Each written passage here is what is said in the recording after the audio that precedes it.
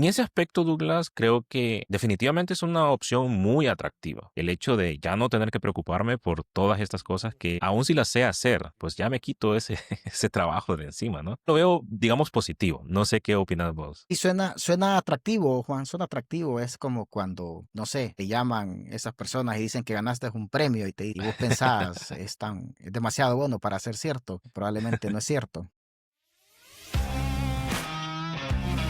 Bienvenidos sean todos a un episodio más de nuestro podcast DevOps.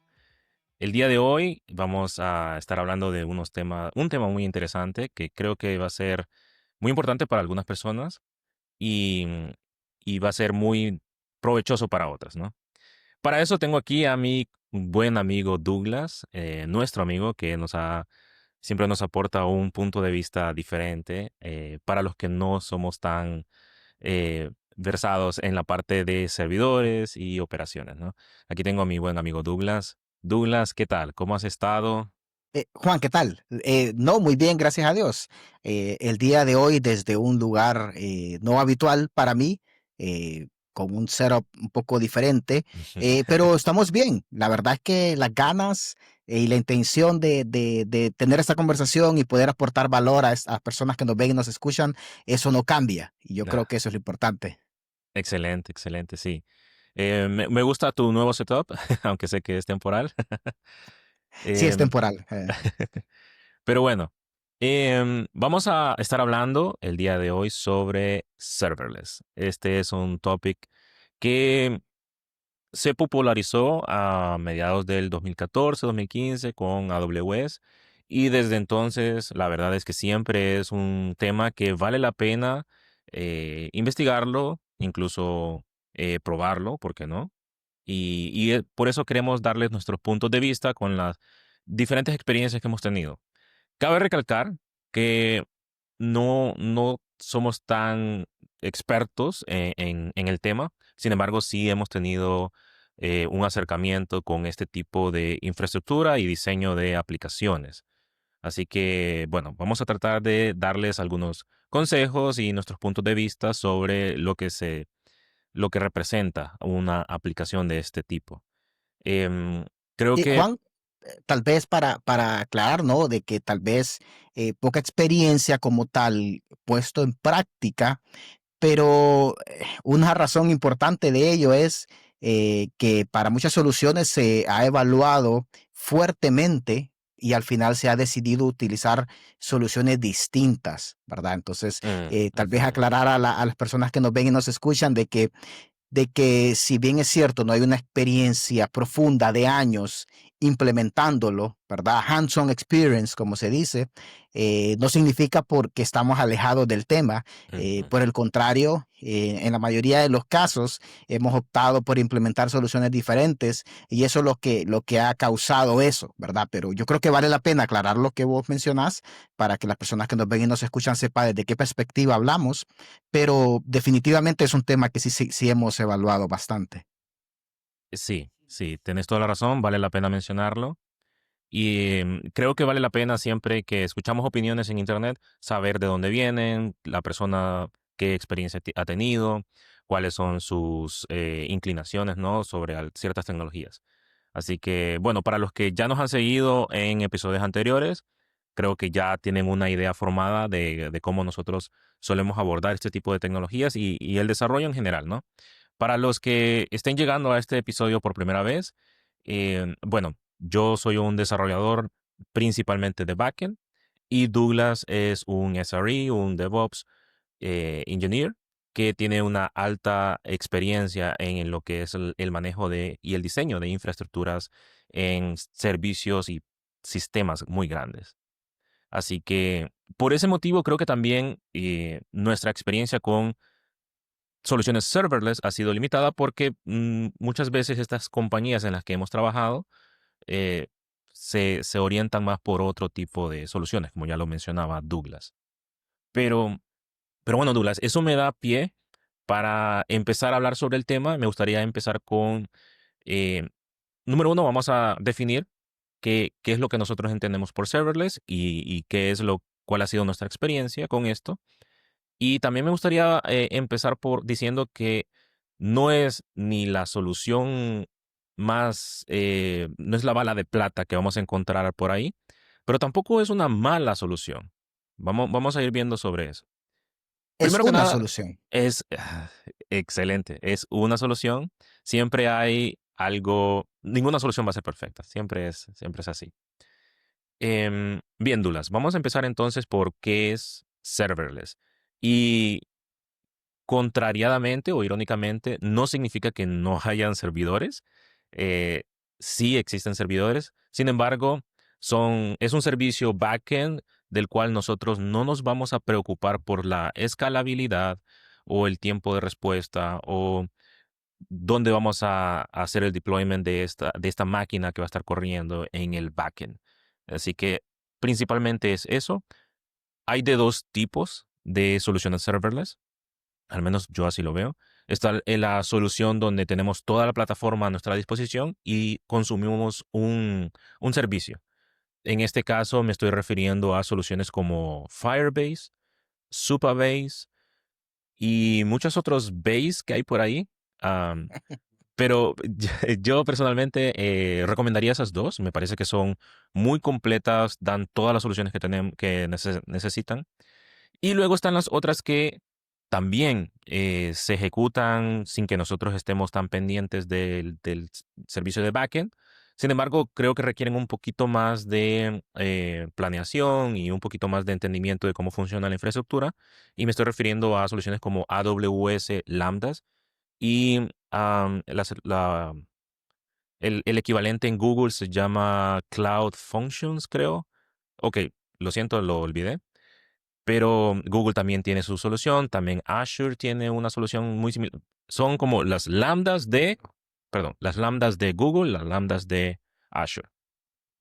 Así que principalmente Douglas, yo lo separo en esas dos categorías porque ambas son fáciles de iniciar, pero creo que hay unas que son mucho más fáciles, como en este caso Firebase, y las otras pues requieren ciertos ajustes, ¿no? Y también em, la manera en que abordamos el desarrollo del código que va a ejecutar también cambia.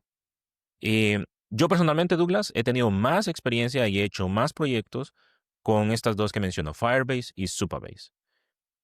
En tu caso, creo que me comentabas que has tenido cierta experiencia manejando algunas aplicaciones en Lambda, ¿no? Sí, sí, en mi caso sería mayormente experiencia, obviamente no como alguien que las ha desarrollado, sin Ujú. embargo, administrando la parte del deployment y la parte de la conectividad hacia estas diferentes funciones, mayormente con Lambda. Y fíjate, Juan, que también he trabajado con los servicios de Cloudflare. Cloudflare Ok, tiene una muy buena plataforma para serverless con sus workers y tiene funciones, y aparte, Cloudflare tiene todo un set de soluciones y herramientas casi que listo para trabajar con serverless, incluyendo storage tipo S3, que se llama R2 dentro de Cloudflare. Tiene diferentes servicios de bases de datos, tiene de bases de datos SQL, ujú, Key Value, databases, y tiene obviamente los servicios de Cloudflare que actúan como CDN o como API Gateway enfrente de los servicios. Entonces también he tenido experiencia trabajando con las diferentes ok, serverless de Cloudflare, pero en general mayormente AWS y Cloudflare en ese sentido. excelente. Y bueno, lo que me llama la atención, ¿no? Es cómo estas diferentes soluciones tienen servicios muy similares entre sí. Y eso tiene sentido porque, bueno, el pionero en esto fue AWS con sus lambdas. Ellos fueron los que empezaron y luego pues se fue popularizando y muchas otras plataformas empezaron a sacar sus propias versiones, ¿no? Pero en este caso, lo que es Firebase tiene un código que se ejecuta similar a los lambdas y Supabase también. Así que en este caso, ya que mencionabas, ¿no? Las bondades que trae lo que es Cloudflare, creo que vamos a pasar entonces, me gustaría hablar de qué conlleva estas soluciones serverless, que lo que es Firebase, Supabase y también todas estas soluciones como AWS, lo que nos ofrecen es un código que se va a ejecutar en nuestro backend, ya sea un código que reacciona a un evento o que reacciona a un webhook, em, y se ejecuta solo. También tenemos lo que es el sistema de autenticación y autorización. También nos proveen muchas veces, como ya lo mencionabas, ¿no? Este storage de objetos también nos permiten guardar archivos de manera muy fácil, muy sencilla. Así que todas estas soluciones lo que nos dan es todo lo que tiene que ver con el backend o los servicios a los que se va a conectar nuestro frontend. Y ojo, frontend aquí no solamente es eh, la página web, también puede ser una aplicación móvil. Sí. Entonces, todo lo que se va a hacer en nuestro frontend y se va a conectar a los servicios, todo eso ya nos lo proveen. Incluso con las bases de datos, en el caso de Firebase, tiene una base de datos que es no relacional. En el caso de Supabase, utilizan Postgres, pero ellos tienen una capa de abstracción que nos permite utilizarla de manera más fácil. Y en el caso de AWS también nos permite utilizar nuestra base de datos, bueno, de las bases de datos que ellos ya proveen, que también escalan solas, se actualizan solas, si no me equivoco. Bueno, se puede configurar, ¿no?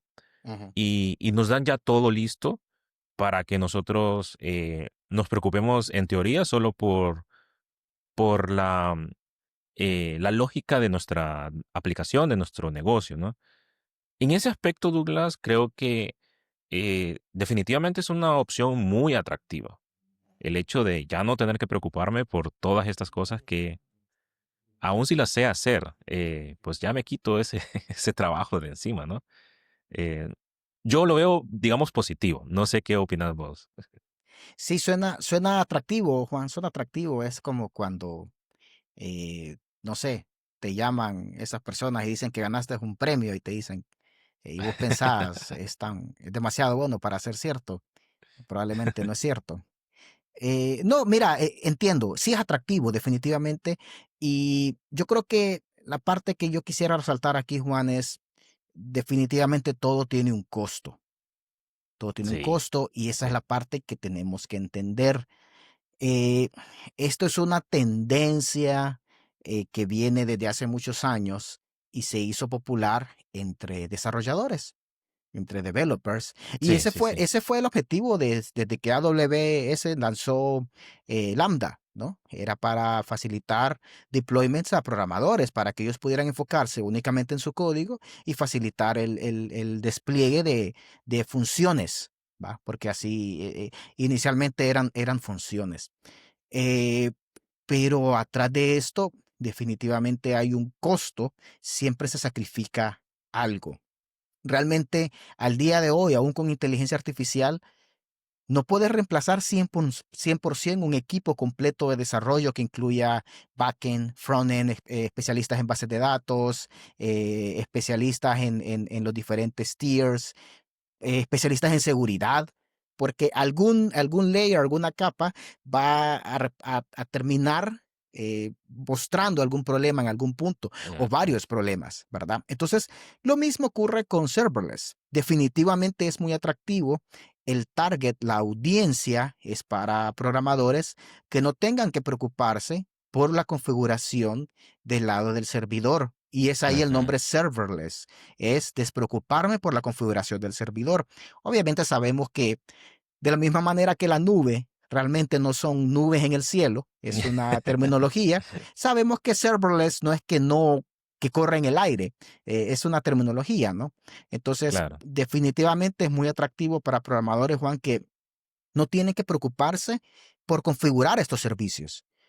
Porque antes de esto, y si vos buscas un tutorial y querés hacer una aplicación en PHP, digamos, tenés que investigar cómo instalar MySQL o el servicio Postgres, y vas a usar Postgres y configurarlo. Tenés que instalar PHP, la versión que necesitas, instalar el Nginx encima y hacer la configuración y luego hacer el despliegue y tenés que empezar a mantener eso y si tu sitio se pone lento, tenés que empezar a debuguear estos servicios e intentar solucionar tu problema. Entonces, definitivamente serverless se vuelve atractivo para programadores que no tienen que preocuparse por ello y ya están estas plataformas que nos estás contando vos que ya tienen los servicios listos solo para consumirlos. Y Ujú. esa es la gran ganancia, ¿no? Son servicios donde solo los vamos a consumir y vamos a desplegar nuestra aplicación.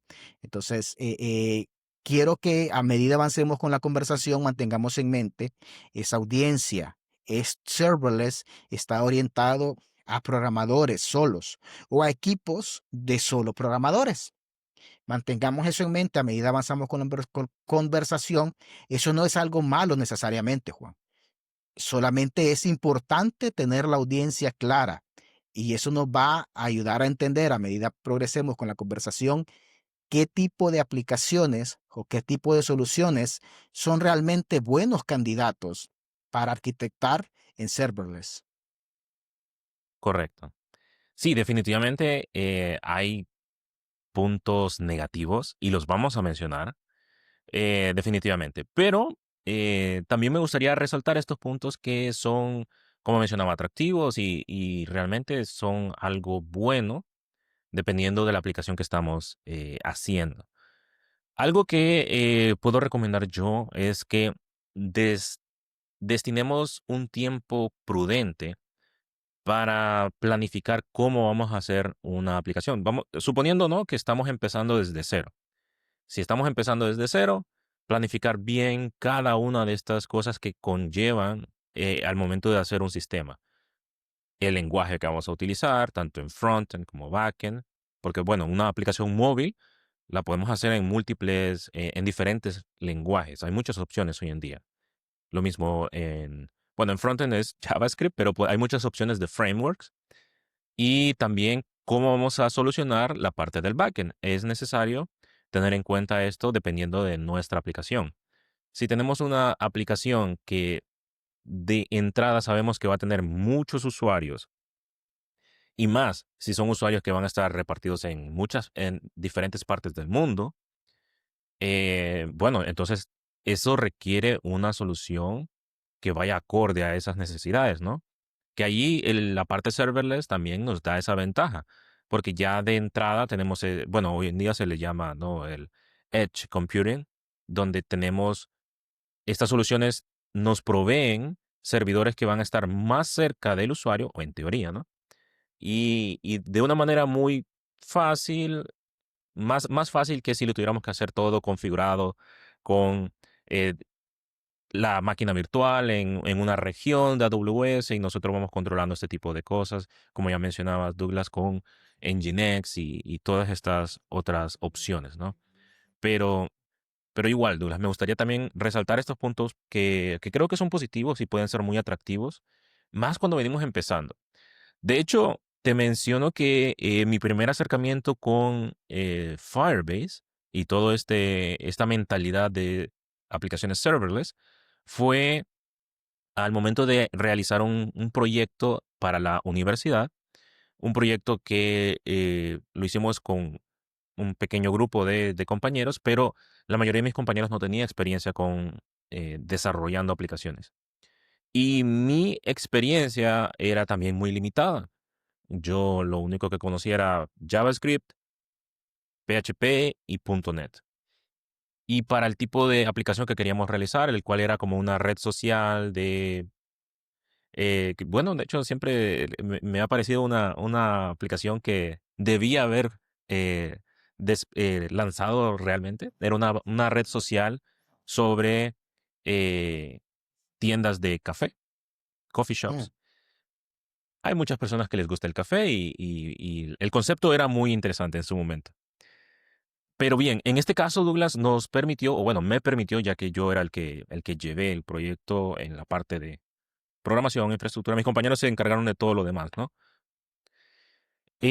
Fue muy beneficioso para mí el hecho de enfocarme en una sola cosa, aprender el framework que estaba utilizando de JavaScript y el el código que realmente era muy poco. El código que se ejecutaba en el backend, que como mencionaba, son funciones declaradas dentro de esa plataforma. El código también lo podía hacer con JavaScript. Mm, Así que era muy fácil transicionar de un lado al otro. Em, la manera en que accedía a la base de datos de Firebase, tanto de la función lambda como en el frontend, era prácticamente la misma. Así que todas estas cosas hicieron que el desarrollo fuera muy, muy rápido. Eh, estamos de acuerdo, ¿no? Que un proyecto de tarea realmente no te dan tanto tiempo para desenvolverte, ¿no? Es 1, 2 meses por mucho. Ujú, Y cuando venimos empezando, pues eso es poco tiempo. sí. Así que definitivamente fue algo muy positivo y yo creo que hay muchas personas que también le sacan un buen jugo cuando son, am, se me va la palabra, Ujú. freelancers. Así que en ese aspecto creo que estos servicios serverless brillan bastante, Douglas, para, para estos casos donde pues nuestro set de habilidades son limitadas, es la verdad.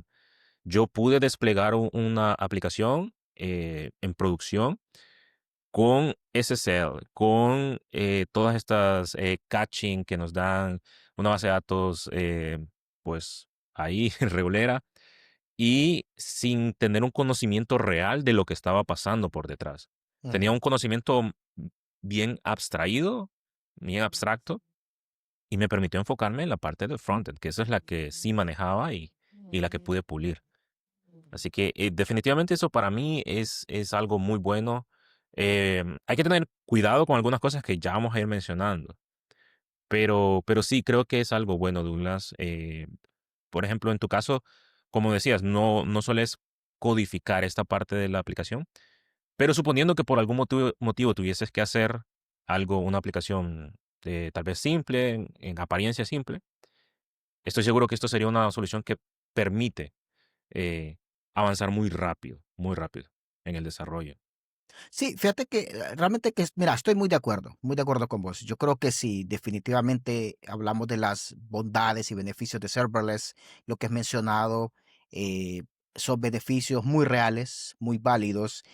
Justo el ejemplo que nos diste es la audiencia específica para serverless. Son Exacto. developers, ya lo dijimos, que quieren enfocarse en su código. Entonces, si tenemos que mencionar beneficios, yo creo que tal cual como vos dijiste, eso resulta muy atractivo para programadores, para personas nuevas que quieren enfocarse en el código y no es una solución mala. No es Ujú. una solución mala en lo absoluto. Cuando tu aplicación encaja ahí, ¿verdad? Ya vamos a hablar luego qué aplicaciones encajan bien o no, ya lo dijimos, pero quiero dar ese punto porque de nuevo a nivel personal, cuando pienso en soluciones a gran escala y aún en soluciones pequeñas, yo no pienso en serverless. Definitivamente soy alguien que tiene experiencia con la parte de infraestructura y entonces pienso en el costo porque un minuto de serverless cuesta muchísimo más dinero que un minuto de una instancia on demand. Y esas cosas son importantes, ¿no? Entonces, Sí, claro, que ahí, Douglas, el contraargumento siempre es que dicen, bueno, pero si tu aplicación ya tiene miles de usuarios, en teoría, eh, podés costearte estas soluciones. no, no, No es el mejor argumento, pero pues por ahí va. no, no, mira, yo creo que sí es un buen argumento, o sea, y ya vamos a entrar en esa parte, no quiero adelantarme tal vez a las cosas. Es un muy buen argumento, es un argumento válido, definitivamente cuando ya estás a ese punto, vas a entrar a una solución diferente y vas a salir de serverless. Solo quiero decir que desde mi perspectiva, tengo poca mentalidad de inclinarme hacia arquitectar algo Ujú, serverless ujú. porque yo puedo configurar la parte de sistemas, pero viéndolo objetivamente, yo no soy audiencia para serverless. Eso no vuelve malo a serverless ni para mí Ujú. ni para los programadores. Entonces quiero realmente reconocer todas las bondades y beneficios que vos has mencionado con respecto a serverless, sobre todo para programadores. Sí, sí, correcto. Bueno, incluso en mi caso, yo me especializo actualmente en backend.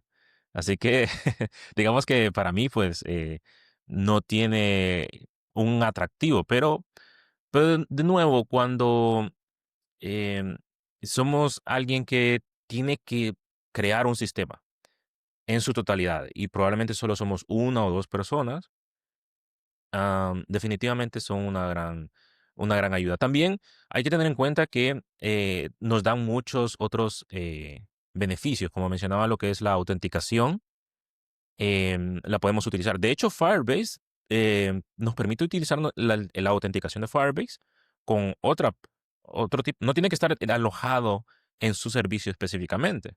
Podríamos tener nuestra aplicación que está corriendo en DigitalOcean y con su backend de toda la vida y conectarnos a Firebase, Firebase Authentication, creo que se llama. Y lo mismo creo sucede con AWS, si no me equivoco, el de AWS es Cognito, me parece que ese es, sí, ¿verdad? Ok. También lo podemos utilizar con otras aplicaciones. Así que, bueno, no estamos tan amarrados en eso, aunque, bueno, ya vamos a hablar sobre lo que es el vendor locking también. Hay que tener en cuenta eso. Em, pero nos dan muchas más soluciones que realmente, bueno, como ya lo mencionaba, para un developer se vuelve muy, muy atractivo el hecho de tener algo simplificado. Generalmente tienen mucho, hay soluciones que tienen mucho éxito. Tienen mucho éxito cuando son bien simples de utilizar. Por ejemplo, se me viene a la mente Vercel. Vercel, si no me equivoco, por detrás utiliza AWS. Al final del día, nuestros servicios en Vercel están ocurriendo en AWS, pero ellos lo hacen mucho más fácil de manejar y configurar y ya no tenemos que aprendernos todo aquel montón de servicios que forman parte del stack de AWS. Así que ese siempre va a ser el atractivo y más para los developers que casi siempre, ¿verdad, Douglas? Los developers como que no quieren salir de su mundillo de, bueno, yo programo en React y eso es lo que me interesa. Lo demás, pues, lo puedo dejar ahí, ¿no? En serverless. Ujú.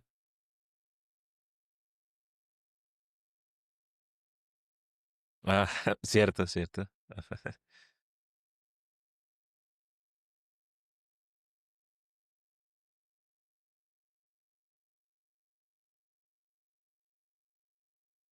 Ujú,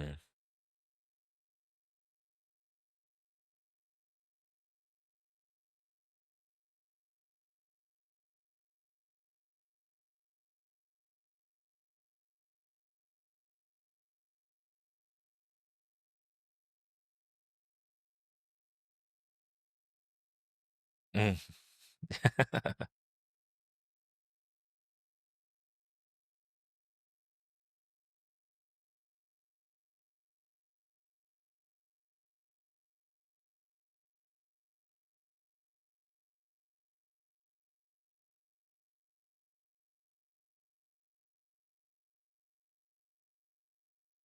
Ujú,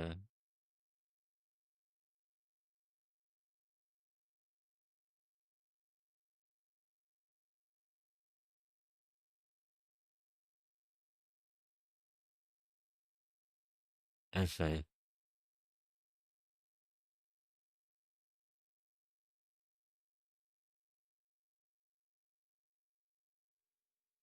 De hecho, ya que lo mencionas, Amazon Prime, sí, Prime Video, ellos se movieron de un montón de microservicios lambdas que tenían a un monolito. Ahora, el monolito, si no me equivoco, creo que sigue estando en una lambda, me parece que algo así vi, pero bueno, se movieron y redujeron, lanzaron su paper de cómo redujeron una gran cantidad de costos.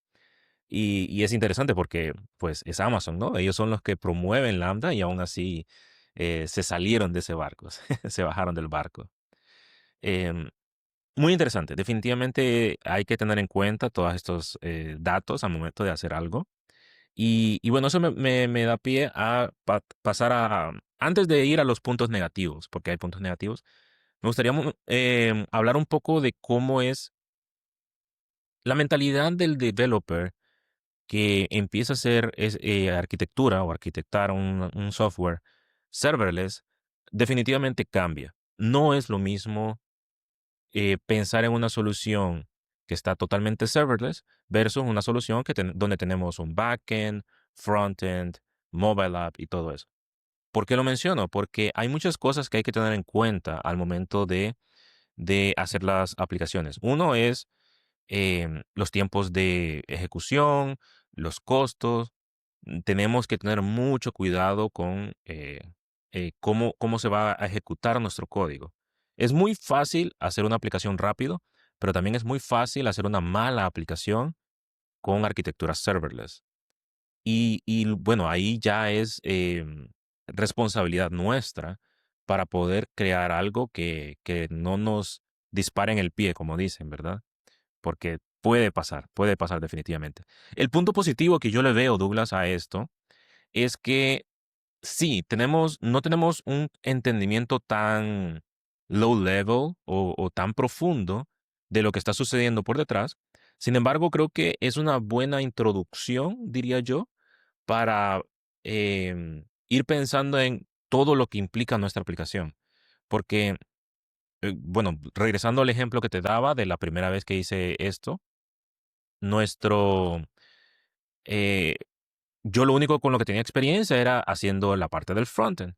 Sin embargo, con el servicio serverless me permitió explorar las partes de base de datos, los archivos, dónde voy a guardar los archivos y todas estas cosas, ¿no? Que realmente am, al inicio no las tenemos tan claros. Así que creo que es una buena forma de tal vez iniciar, podría decir, o al menos empieza a formar nuestra mente para ir pensando en todo lo que conlleva el sistema.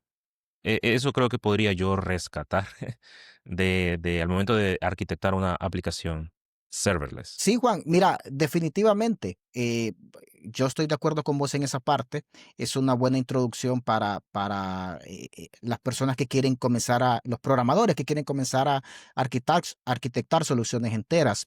Ahora, Ya. mira, esto es lo que yo te mencionaba al principio, donde todo tiene un costo y donde siempre hay un nivel en el cual no todo es tan bueno como parece.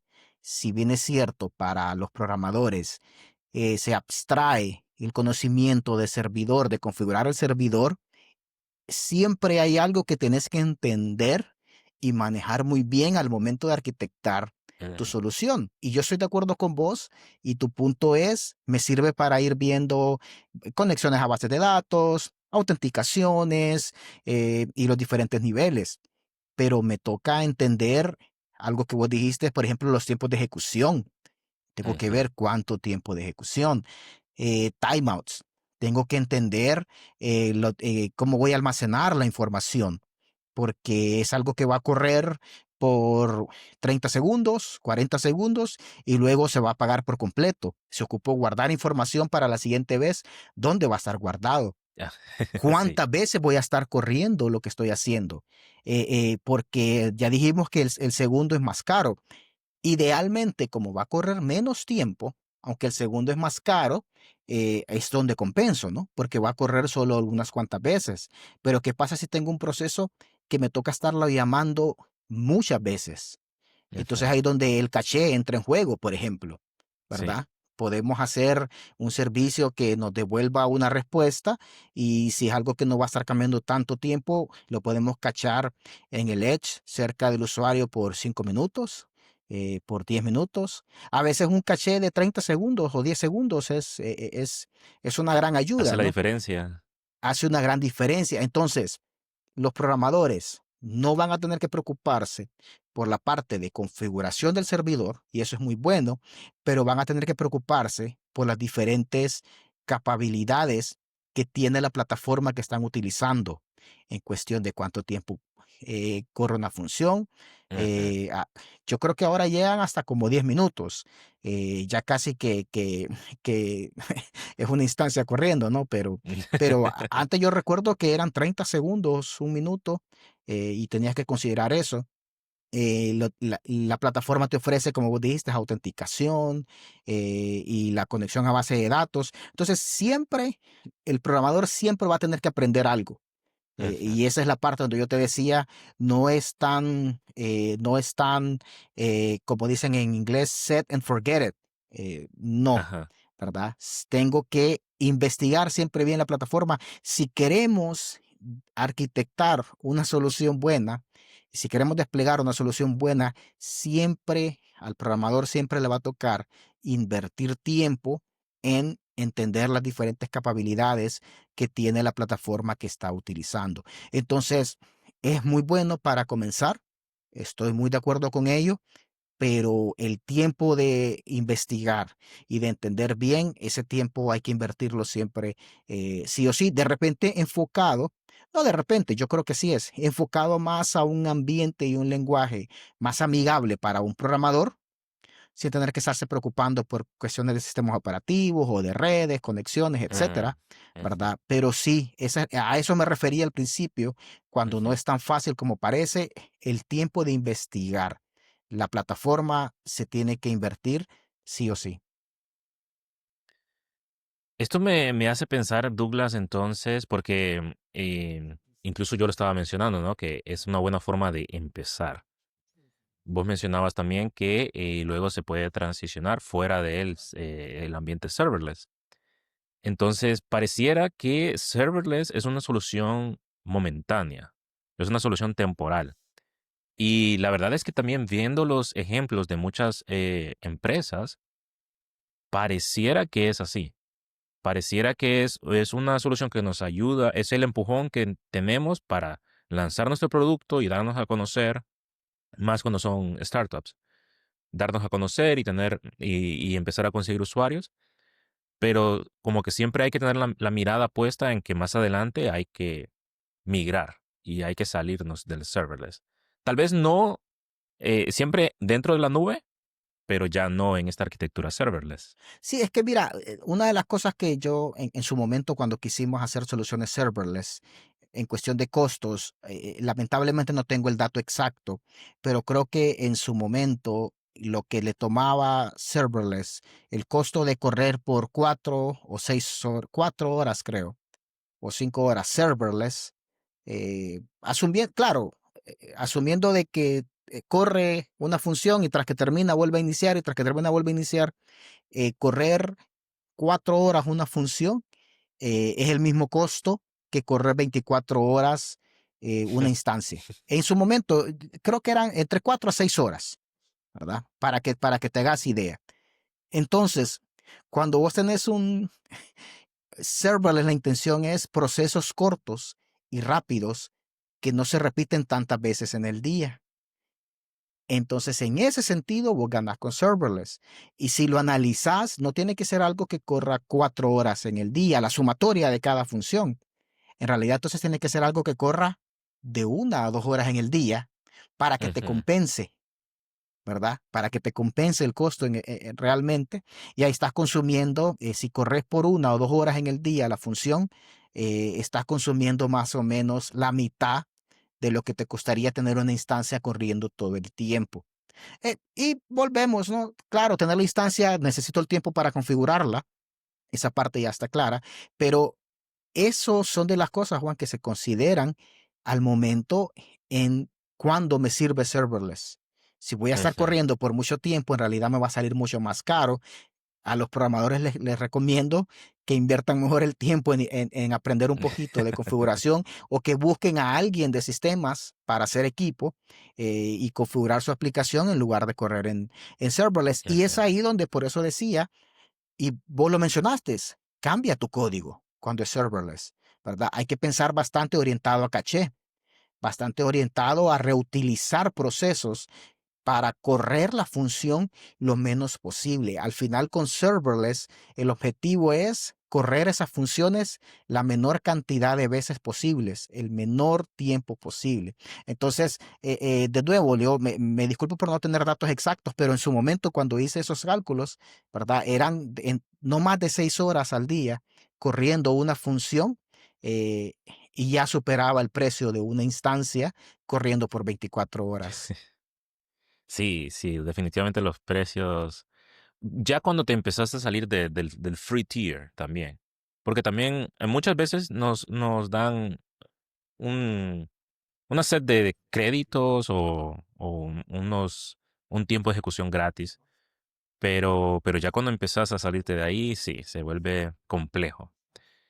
Em, Bien, también, como mencionaba al inicio, yo quería también mostrar las bondades del serverless, porque creo que ahora que ya no es la moda, ya podemos como evaluarlo de una mejor manera. Pero Ujú, también creo que más adelante podríamos también dar algunas sugerencias, Douglas, sobre em, qué opciones hay que pueden ser similares a serverless, pero que no son serverless. Pero bueno, antes de ir ahí, creo que podemos pasar entonces a cuáles son los puntos negativos. Y ya los hemos ido mencionando, ya hemos ido hablando sobre estas cosas. Por ejemplo, lo que mencionabas de los tiempos de ejecución cortos, algo que también afecta son los denominados cold starts.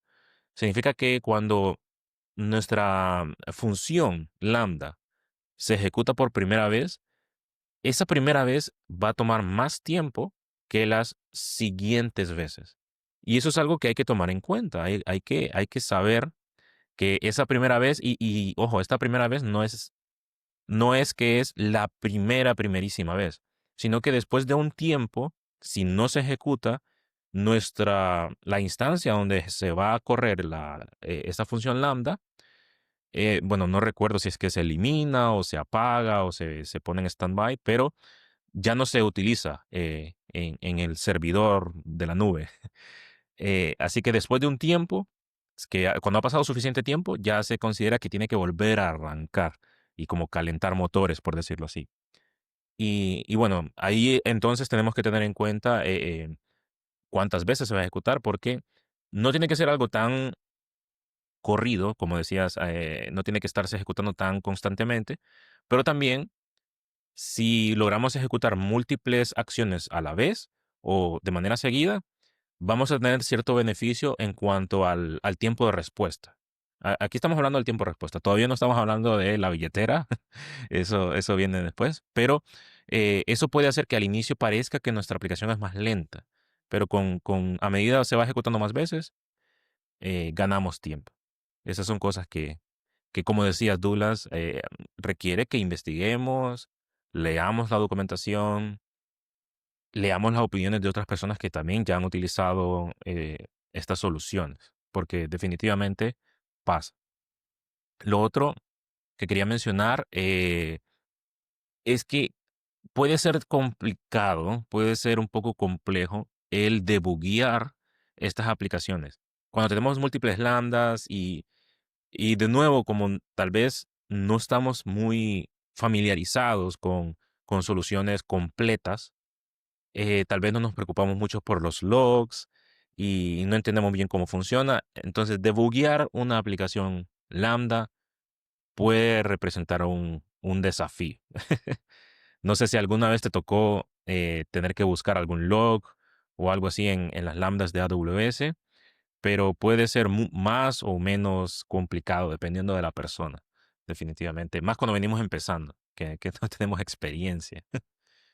Sí, fíjate Em, que en ese sentido, Juan, agregar, sí realmente, sobre todo para programadores entrando a esto de serverless, y si vamos al caso específico de hablo de WS con Lambda, eh, sí se puede volver complicado porque normalmente toca recurrir a enviar estos logs a CloudWatch en Ujú. AWS para que los logs queden guardados de manera permanente. Esto es más costos, porque estamos usando un servicio más. Si bien es cierto, es relativamente cómodo, entre más se usa, más se paga, eh, y requiere otra conocimiento más por adquirir. el Ya sí. saber enviar logs a otro lugar y el saber luego hacer el debugging de las aplicaciones. Entonces, entre más discutimos el tema, más conocimientos van saliendo a la luz, ¿verdad? Entonces, de nuevo, no es con intención ni de hablar mal ni de desanimar a nadie, simplemente tratar de poner las cartas sobre la mesa y hablar Ujú. la realidad, ¿verdad? Entonces, en cuestión de debugging, un programador es muy probable que tenga que invertir un poco de tiempo en entender bien qué herramientas tiene a su disposición para poder acceder a los logs de la aplicación. Sí, y ya de por sí, siempre debuguear una aplicación de backend representa un cierto desafío, ¿no? Porque hay que tener de antemano, hay que haber preveído qué tipo de logs vamos a mostrar, el nivel de logs, todas estas cosas. Pero bueno, con una capa de abstracción extra puede representar un desafío extra, ¿no? Ajá. Lo siguiente que me gustaría mencionar, bueno, vamos a hablarlo como es, son las facturas altas. Definitivamente, al inicio puede ser muy barato, incluso gratis. De hecho, todas estas soluciones que yo he hecho nunca han salido del free tier porque no han sido aplicaciones grandes.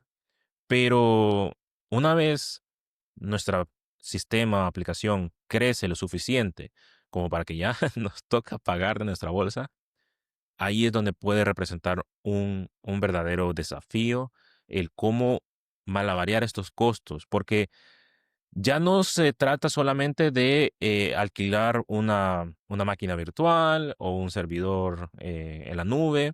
Ya no se trata solamente de cuánto storage estamos agregando. No, ya son cálculos bien complejos, porque nos van a cobrar dependiendo de el tiempo de cómputo, nos van a cobrar por la transferencia de datos, nos van a cobrar por eh, también el storage que estamos utilizando. Tienen demasiados pequeños apartados que hay que tener en cuenta que, bueno, de hecho, por eso hoy en día tienen esos calculadoras Ujú. para poder saber más o menos cuánto vas a gastar al mes. Pero sí se vuelve bien complejo estar cuidando esos costos y estar cuidando que no sobrepasemos nuestros, bueno, nuestro presupuesto.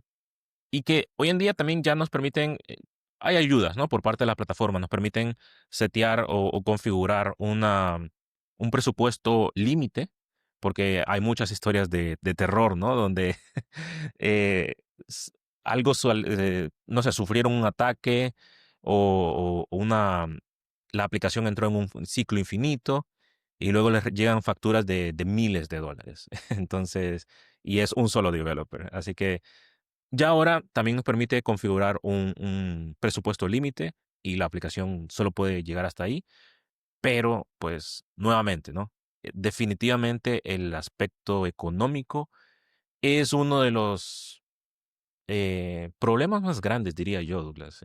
Creo que ese es definitivamente siempre el dinero es el mayor de los problemas, creo. Sí, fíjate, Juan, que para ser justo con serverless, realmente que cuidar los costos, los gastos, cuando trabajas en la nube en general es crítico.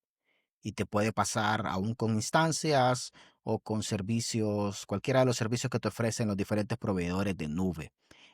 Porque realmente que los servicios de nube son caros, sobre todo cuando trabajas con soluciones más grandes. Entonces, para ser justos con serverless, ese cuidado hay que tenerlo siempre.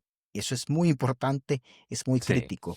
Lo que sí cabe resaltar con serverless es que es fácil perder el norte porque, como ya lo mencionamos, es más caro el minuto de serverless que el minuto de las instancias on demand. Es mucho más caro. Y todavía, y estamos hablando de, por ejemplo, en AWS, instancias on demand. Si usas Spot Instances, por ejemplo, que para quienes no sepan, Spot Instances son instancias que AWS te las da a un tercio, a veces o mucho menos del tercio del precio de una instancia on demand, porque él te lo da de espacio reservado, como al final son servidores físicos, ¿no? Entonces va teniendo como espacitos reservados entre los diferentes ajá, servidores físicos y ellos pueden dar esas spot instances a un precio mucho más barato, pero la contraparte de ello es que esa instancia te la van a quitar en cualquier momento, la van a quitar, la van a matar, sí o sí, y ellos te dan 2 minutos de preaviso. Te mandan 2 minutos de preaviso y te dicen, esta instancia, ese spot instance que pediste, se va a ir sí o sí. Entonces Prepárate. vos tenés que tener tu self-healing, tus procesos internos que se encarguen de mover en esos 2 minutos tu workload, tu trabajo a otro instance, adquirís otra instancia, moves tus servicios ahí y al pasar los 2 minutos se le entregas de nuevo a AWS. Pero con instancias on demand, de hecho, se vuelve súper barato si trabajas con spot instances o con instancias on demand. Pero volviendo al punto, la parte de cuidar los costos, con serverless, ese es el cuidado, que el minuto es mucho más caro Ujú. y si no tenemos esa mentalidad apropiada, tenemos que switchar nuestra mente a que estamos trabajando con serverless, a que vamos a procurar trabajar con procesos que duren idealmente segundos. Si perdemos esa mentalidad y lo tenemos como un servidor y hacemos que cada llamado esté corriendo y esté corriendo y esté corriendo, vamos a terminar ejecutando horas y horas al día de serverless y es ahí donde va a ser un problema. Así es. Entonces, quiero resaltar esa parte, ¿no? No quiero solamente mostrar eso de tenerle cuidado a los gastos.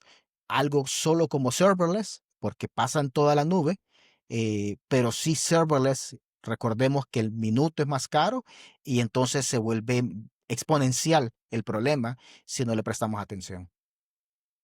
Sí, y es que yo creo que el minuto es más caro porque, bueno, definitivamente tratan de sacarle el jugo, ¿verdad?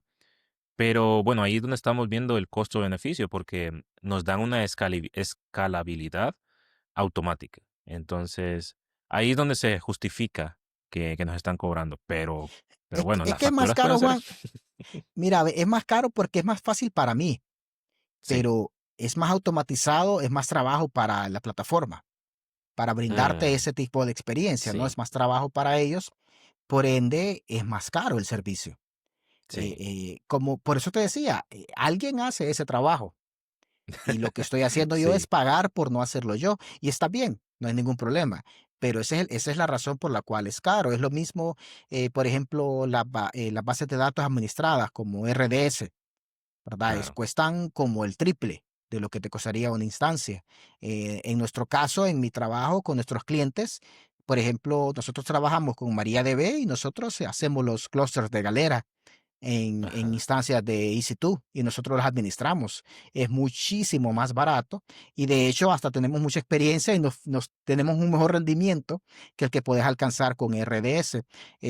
Bueno, a menos que uses Aurora. Aurora realmente que tiene un muy buen rendimiento. ¿Para qué? Pero es extremadamente caro. Entonces, eh, eh, mi punto es caro porque le estamos pagando a alguien más por lo que lo administre, ¿verdad? Y ese es el punto con serverless. Sí, le estamos pagando a Jeff Bezos. Sí, Bueno, queda claro, ¿no? Que las facturas pueden ser muy, muy grandes. Pero bueno, hay muchas recomendaciones en línea, Douglas, para cada uno de estos diferentes puntos en lo que nos cobran. Hay muchas recomendaciones en línea, así que yo les recomendaría que busquen y se informen de cada uno de los aspectos que se pueden optimizar. Porque algo que sí tiene el serverless es que tiene una comunidad que siempre busca optimizar todo, así que comparten mucho ese tipo de información. No es infalible, no es que ya con eso las facturas van a ser cero siempre, pero podríamos llegar a postergar esta migración de la que hablábamos. Se puede postergar una migración a otro servicio por más tiempo. Podríamos mantenernos ahí y darnos más tiempo también, no solo de no pasarnos porque no queremos, sino prepararnos, ¿no? Prepararnos porque siempre migrar datos, migrar servicios es complicado. Y hablando de migrar, ese es otro punto negativo en las soluciones serverless, y es que directamente estamos cayendo en un vendor locking. ¿Qué significa esto? Estamos amarrados a la plataforma. De hecho, creo que todas, creo que tanto Azure, Google y AWS Creo que los tres tienen programas de ayuda a startups. Si tenés una startup y querés como aplicar a un programa de beneficios que ellos tienen, puedes aplicar, llenar un formulario. Realmente no conozco el proceso completo, pero si te lo aprueban, te dan, no recuerdo si es un año o si es una cantidad de créditos limitada, pero te dan muchos beneficios durante, que básicamente te permite trabajar por mucho tiempo sin pagar nada. Te permiten hacerlo. ¿Pero por qué lo hacen? Porque lo que quieren es que construyas una aplicación y que esté dentro de su plataforma y luego va a ser muy difícil migrar hacia otro lado. Por ende, te vas a quedar y vas a estar ya más adelante pagándoles lo que corresponde, ¿no? Así que eso sucede mucho, es muy difícil salir de ahí. No es imposible, ¿no? Simplemente requiere más planeación y planificación de cómo se va a hacer, pero realmente es muy complicado. Y también a veces, Douglas, es difícil porque uno se acostumbra. Más si es un equipo pequeño, pues ya tenés todo listo, ya tenés todo resuelto, y uno puede decir, bueno, pues me ajusta para pagar la factura, entonces ¿por qué me voy a mover? Pero, pero bueno, como mencionábamos, lo ideal sería transicionar fuera del serverless a medida nuestro sistema y aplicación está madurando y ya está creciendo. Pero se vuelve complicado. Muchas cosas, salir de ahí es complicado. Incluso, bueno, va a depender de caso a caso, pero algo que yo veo siempre difícil, Douglas, es el sistema de autenticación. Migrar eso es complicado. Recuerdo en un proyecto en el que estuvimos, donde estuvimos pasándonos a otro sistema de autenticación y pues era complejo, ¿no? Era complicado. Así que siempre el vendor locking es algo que hay que tenerlo muy en cuenta, junto con las facturas. Sí, eso es algo, hay un grado en el que es imposible vendor locking eh, de cierta manera, porque o estás usando una herramienta eh, o estás usando un proveedor X y toca construir o desarrollar alrededor de ello. Y de hecho, bueno, ese Ujú. no es el tema principal con serverless, pero en la parte de infraestructura es bien complejo no estar vendor lock porque estás desarrollando automatización para un vendor en específico. Por ejemplo, el uso de Terraform, por ejemplo, Sí, comparado con algo como CloudFormation, que es el CloudFormation es el Infrastructure as Code específico de AWS. Y entonces te dicen, hey, usa Terraform para que no seas vendor lock, pero aún ahí tu código de Terraform es específico para levantar recursos de AWS, ¿verdad? sí, Entonces, si sí, tuviera que migrar luego a Azure, tendría que rehacer la gran mayoría porque el provider es diferente y los recursos en Azure son bien distintos. Pero no quiero salirme del tema, solo lo quiero marcar como ejemplo de que, de hecho, más bien en infraestructura a veces es más fuerte. Pero si bien es cierto, pero, hay un nivel, sí. perdón, es que, pero sí, tiene que ver, fíjate, porque, por ejemplo, Firebase tiene su CLI que te permite hacer el despliegue y crear nuevas funciones, crear nuevas tablas, base de datos. Entonces se puede automatizar, se puede crear el despliegue de la página web, ¿no? O el cliente. Y todo eso viene en archivos de configuración. Entonces ya tenemos toda la configuración para esa plataforma. Entonces es similar, solo que tal vez en una escala menor. Sí, no, no, y de acuerdo, y justo hacia ahí va mi punto. Hay un nivel en el que es bien, es casi imposible no estar vendor lock y definitivamente pasa muchísimo más en serverless. Pasa muchísimo más porque no es lo mismo tener, a nivel de programación, a nivel de programación, no es lo mismo tener tu código que puede ser desplegado en un contenedor a cualquier solución ya sea Docker Swarm, sea Kubernetes, sea Ujú. en AWS, sea en Azure, sea en Google Cloud. No es lo mismo tener eso a trabajar dentro de un framework de serverless, donde tu mismo código muchas veces usa un SDK o un framework específico para poder funcionar dentro de esa plataforma, sino que aparte las diferentes herramientas para deployment, como vos decís. Entonces, el punto final acá que yo quiero hacer es imposible estar cero vendor lock en todo. Es imposible, pero procuremos en la medida de lo posible arquitectar soluciones que puedan o fácilmente ese código ser convertido a cualquier otra herramienta o vendor, o definitivamente que pueda correr en cualquier vendor. Hagamos nuestra parte, seamos diligentes en hacer nuestra parte y evitarlo en cuanto dependa de nosotros. Sí. Sí, claro, hay diferentes maneras de arquitectar la aplicación, siempre se puede, pero bueno, puede ser complejo en cierto momento. Sí. Em, Otro punto que me gustaría resaltar en cuanto a los puntos negativos de serverless es la seguridad, Douglas. Hace poco salió una noticia de una aplicación. La verdad no estoy muy al tanto de cómo funcionaba la aplicación. Creo que era un sitio donde diferentes mujeres podían, no sé si investigar a hombres o era algo de citas, no recuerdo.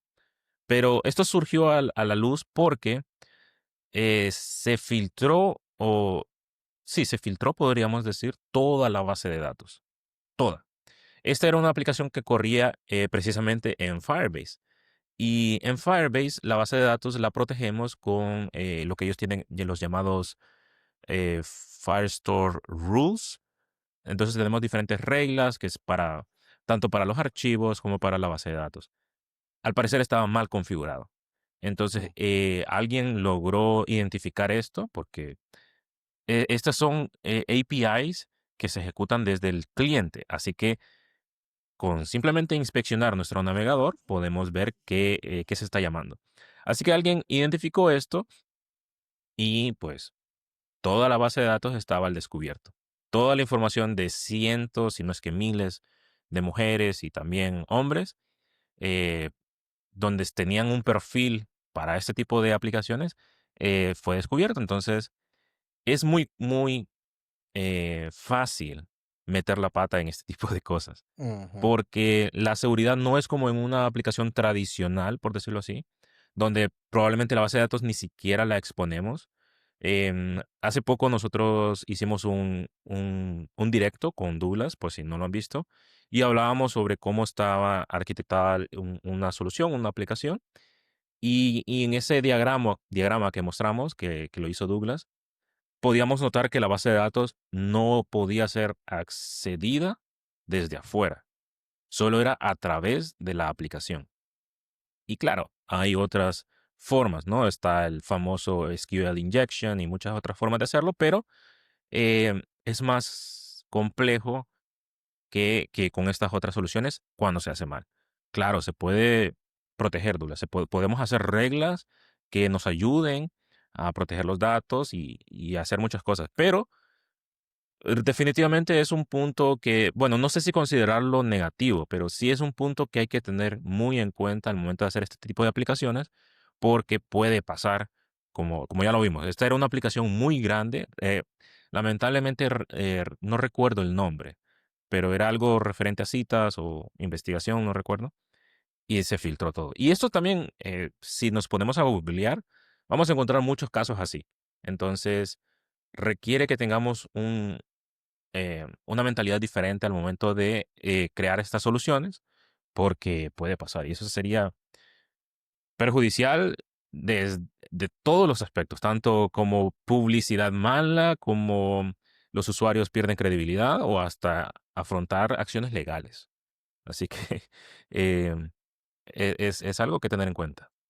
Sí, sí, Juan, y mira, es que esto vuelve a circular y regresa al punto que hemos mencionado de investigar y entender bien la plataforma en la que estamos. Mm, Porque sí. vos mencionaste, hay maneras de protegerlo. El hecho de que exista una base de datos, no importa cuántas reglas le pongas, pero una base de datos que su endpoint sea público, para mí es de miedo. Red Para flag. mí, sí, para mí realmente es algo preocupante. Sin embargo, como vos decís, estas plataformas tienen diferentes reglas, diferentes formas de asegurar, y circulamos a lo mismo. toca invertir el tiempo para entender bien lo que se está haciendo, para leer bien la documentación, qué capacidades, qué funcionalidades están a nuestra disposición para proteger e implementar lo correcto. Y eso aplica a todo, Juan. Quiero aclarar aquí. Muchas veces encontramos tutoriales en línea, son muy buenos, pero recordemos, gente, que esos tutoriales son un punto de partida. Ninguno de esos tutoriales son para darnos algo listo para producción. Es la realidad. No siempre, o muy poquitos casos realmente sería así. Entonces, creo que la seguridad es algo bien crítico y aquí aplica lo mismo de los otros puntos. Dediquémosle el tiempo para ver bien porque es algo muy serio y esto que vuelve que los servicios sean administrables y fáciles para cualquiera, también normalmente suelen ser más fáciles vulnerar. Sí, sí, es que cuando ya la puerta está abierta, es bien difícil, ¿no? Es bien difícil asegurarlo. Pero bueno, es otra mentalidad, es otra forma de hacer las aplicaciones que se puede hacer, pero bueno, realmente quería mencionarlo para que lo tengan en cuenta. Por último, en cuanto a este tema, Douglas, me gustaría mencionar que este tipo de aplicaciones o servicios, mejor dicho, tiene limitantes. No, realmente no funciona para la gran mayoría de aplicaciones, pero van a haber unas cuantas que no las vamos a poder hacer aquí, o al menos podríamos decir que no es la mejor opción para ciertas aplicaciones. Por ejemplo, una aplicación que requiera que esté ejecutándose un proceso en el background constantemente, pues ya de entrada no. Ya no, ya la parte serverless queda descartado porque realmente no va con ese objetivo. Eh, entonces hay que tener en cuenta, por eso mencionaba, vale la pena sentarnos y analizar qué es lo que queremos hacer para luego poder decidir en qué soluciones vamos a tomar. Porque definitivamente hay limitantes o tal vez la base de datos que queremos utilizar n- no es la mejor opción. Por ejemplo, Firebase es una base de datos no relacional. Las bases de datos no relacionales son muy buenas. A mí en lo personal me gustan, pero hay cosas que se complican más adelante comparado con una base de datos relacional. Y viceversa también pasa, ¿no? Una base de datos relacional es complejo a veces comparado con una no relacional. Por eso es necesario. Y incluso es necesario comparar los servicios. Por eso mencionaba, Firebase tiene una base de datos no relacional. Supabase tiene una base de datos relacional. AWS, bueno, podemos elegir MariaDB, Postgres. Entonces, es necesario revisar este tipo de cosas y analizar qué es lo que va a ser nuestra aplicación. No solamente lanzarnos porque es fácil y no me voy a preocupar por el backend. No, si tomamos la decisión incorrecta, incluso nos vamos a preocupar incluso más por todo lo que está sucediendo por detrás de la aplicación.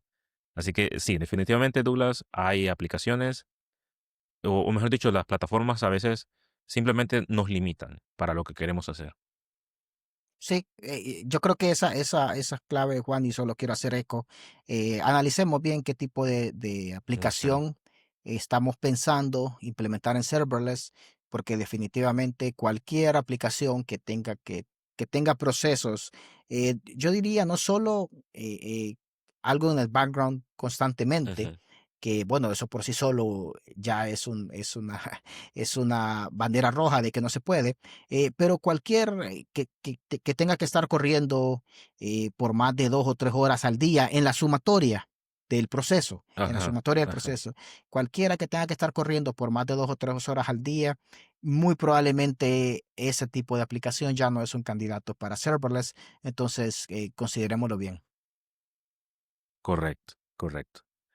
Bien, eh, creo que entonces, Douglas, me gustaría pasar a lo que había mencionado al inicio. Me gustaría dar algunas recomendaciones sobre, bien, tal vez con todo lo que dijimos, en vez de alentar, alguien se desanimó y ya no quiere utilizar serverless y es válido, ¿no? No pasa nada. Así que me gustaría como dar algunos ejemplos de que también hay otras soluciones, hay otras cosas que se pueden hacer para solventar estas bondades que nos dan estas plataformas. Porque al final del día, un auto-scaling se puede hacer, lo podemos hacer. ¿Requiere investigación? Sí, pero se puede hacer. Entonces, me gustaría, bueno, si te parece, Douglas, voy a dar una recomendación que siempre la doy. Siempre la doy. Y si lo que queremos es no preocuparnos por estar creando las bases de datos, estar creando los endpoints, tener algo que nos permita crear perdón, guardar los archivos, las imágenes y todo de manera fácil. Yo considero que una solución muy buena hoy en día puede ser dos, una de dos. Una es Supabase, ya que Supabase nos permite eh, self-hosting, nos permite eh, implementarla en un servidor privado. Este servidor puede estar en la nube, claramente, ¿no? Pero la desventaja que yo encuentro con Supabase es que es bien complejo de configurar. Así que aquí viene la otra opción que yo siempre doy y que para mí es la mejor cuando venimos empezando, y es Pocketbase. Ujú, Pocketbase es un binario, literalmente descargas un archivito y eso se empieza a correr. Y Pocket Base ya te da todo esto, te da autenticación, incluso autenticación con terceros, te da las bases de datos, un dashboard para crear tablas y etcétera, ¿no? Diferentes colecciones, eh, una serie de vistas para la base de datos. Ojo, la base de datos es en SQL, perdón, SQLite. ujú, Em, Te da pues los endpoints, son automáticos, así que uno crea la tabla y ya tenés los endpoints listos.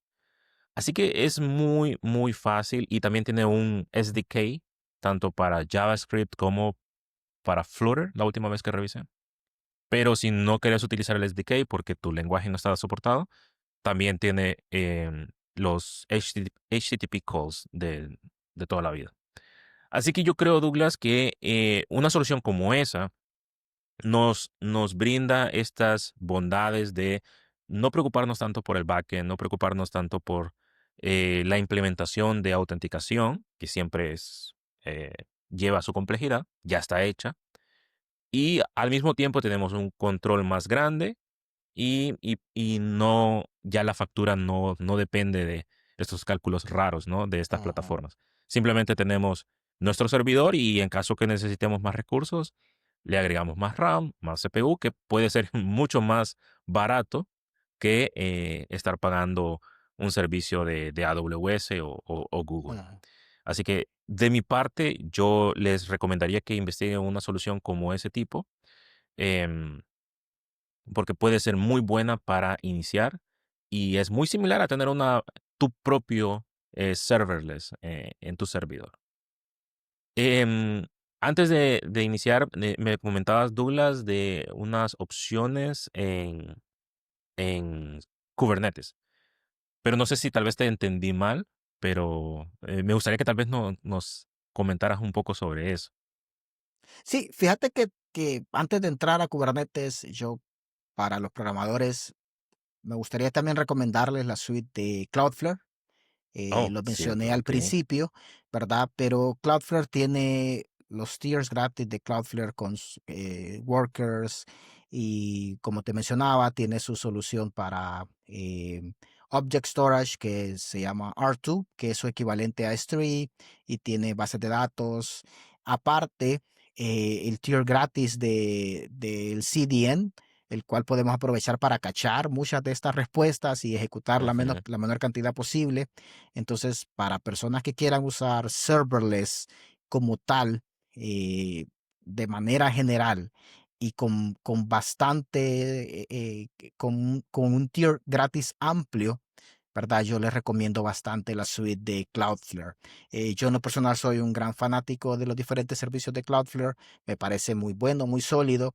Esto no es patrocinado bajo ninguna circunstancia. no. Simplemente es una herramienta que yo uso mucho y se la recomiendo en ese sentido. Eh, Con respecto a Kubernetes, con Kubernetes se pueden hacer soluciones serverless, pero siempre ocuparías un equipo de infraestructura detrás que te configure y te administre y se lo entrega a los programadores para que ellos puedan hacerlo. Porque Es lo que como ocurre, una opción más avanzada, ¿no? Para alguien que ya sabe de Kubernetes o tenés un equipo específicamente para Kubernetes, ¿verdad?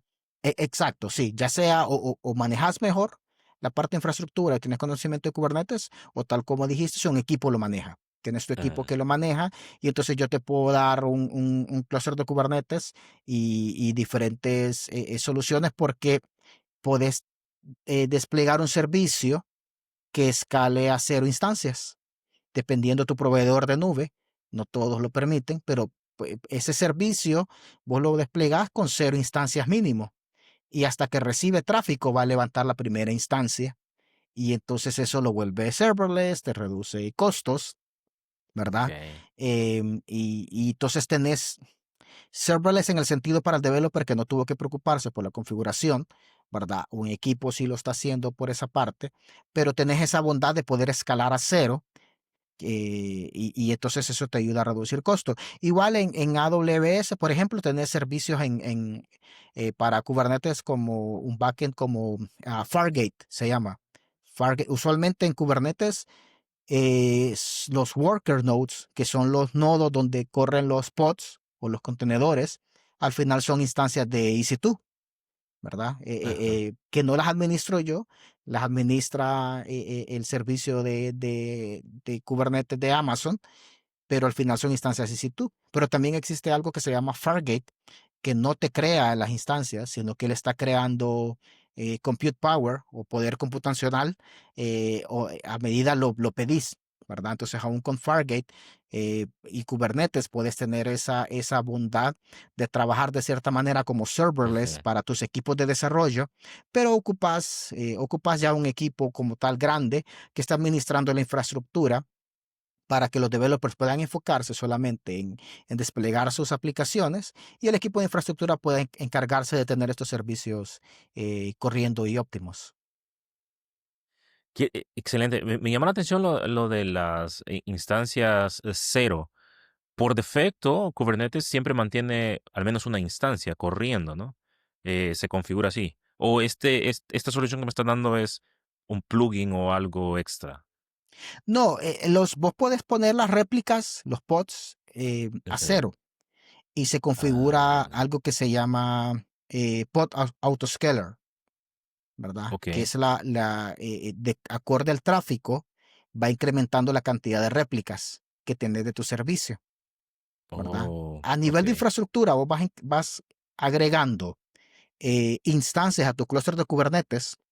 Si estás teniendo suficiente tráfico y te estás quedando sin poder computacional, entonces necesitas nuevas instancias y esas instancias se van a agregar al clúster cuando tenés más tráfico para que en esa instancia se levanten más contenedores o más pods.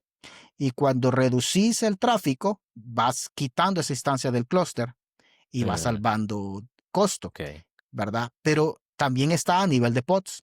Con Pod Autoscaler, vos desplegas tu servicio donde el mínimo de instancias es cero. Ajá. Entonces, si tenés cero tráfico, no tenés ninguna instancia corriendo.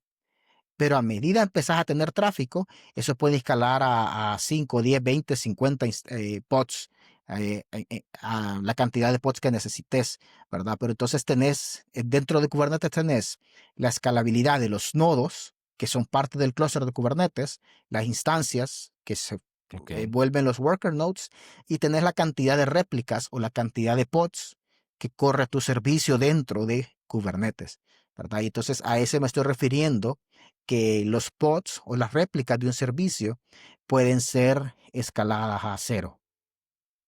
Ok, entiendo. Sí, creo que eso no lo mencionamos, pero bueno, uno de los puntos atractivos del serverless es el hecho de que solo vamos a pagar por el tiempo de ejecución. Y eso es lo que mencionábamos también, que eso es lo que se cobra, los minutos que se está ejecutando, ¿no? Pero tal vez no lo habíamos dicho de manera tan explícita. Pero sí, en serverless, cuando no hay tráfico, pues no estamos utilizando nada, entonces en teoría es más barato. pero bueno, entonces sí se puede lograr algo similar. Es conociendo Kubernetes. Que bueno, muy interesante, no tenía idea de eso. Am, bueno, realmente estamos llegando al punto final. Lo que queríamos era mostrar las partes buenas de una arquitectura serverless y las partes malas. Como ya vieron, tenemos cierta opinión al respecto, y eso no quiere decir que sea malo o sea mejor. Simplemente nosotros hemos tenido ciertas experiencias y eso es lo que queríamos compartir, tanto la parte buena como la parte no tan buena. Así Ujú. que, bueno, para los que han llegado hasta aquí, me gustaría agradecerles. Definitivamente, ¿verdad, Douglas? Las personas que siempre nos alegra cuando hay alguien que notamos que se quedó hasta el final. Así es. Eso es, sí, definitivamente muchísimas gracias. Y les recordamos, si nos pueden regalar un like, una compartida o compartir el video, eso nos ayudaría muchísimo para poder seguir con este proyecto que tenemos entre nosotros, ¿no? Pero bueno, Douglas, no sé si te gustaría algunas palabras para despedirnos. Sí, por supuesto, realmente solo para cerrar, mencionar si alguien que nos ve y nos escucha se sintió desanimado a usar serverless después de escuchar esta plática, eh, eso significa que lo que estabas pensando, serverless no era, no era el hosting adecuado para ti. Ujú. Entonces, considerarlo como algo positivo en el cual te ahorramos el tiempo de invertirle a serverless y luego a mitad del camino darte cuenta que no era la solución correcta. Eh, para los demás, animarlos, tiene sus bondades, ¿verdad? Hagan la prueba, usen las herramientas que Juan les recomendó, usen Cloudflare y implementenlo o pruébenlo donde sea correcto implementarlo, ¿verdad? Al final lo que buscamos hacer es simplemente eh, traer el tema a la mesa, traer la conversación a la mesa, dar pros y contras, cuál ha sido nuestra experiencia y ustedes toman la decisión final.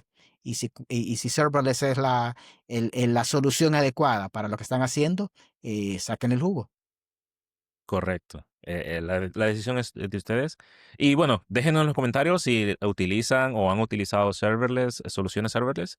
Nos encantaría conocer su punto de vista. Así que, bueno, muchísimas gracias por llegar hasta aquí y bueno, nos vemos a la próxima. Bye. Bye.